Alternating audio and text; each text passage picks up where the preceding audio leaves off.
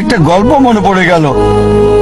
এক সময় একজন ফেরেশতা এসে এক লোককে বলল, আমি তোমার উপর খুশি, তুমি যা চাইবে আমি তোমাকে তাই দেব, তবে একটা শর্ত, যা তুমি চাইবে আমি তোমাকে সব দেব, তবে তোমার প্রতিবেশীকে দেব তার দ্বিগুণ। লোকটা বলল, একটা রোলেক্স ঘড়ি আমার চাই। ফেরেশতা তাকে রোলেক্স ঘড়ি দিয়ে দিল। প্রতিবেশী দুটো রোলেক্স ঘড়ি পেল। লোকটি বলল, একটা মার্সিডিজ গাড়ি আমার চাই। ফেরেশতা তাকে মার্সিডিজ গাড়ি দিল। প্রতিবেশীকে দুটো মার্সিডিজ দিল। লোকটি বলল, একটা সুন্দর বড় বাংলো চাই। ফেরেশতা তাকে সুন্দর বড় বাংলো দিল। তার প্রতিবেশীকে দেওয়া হলো দুটো সুন্দর বড় বাংলো।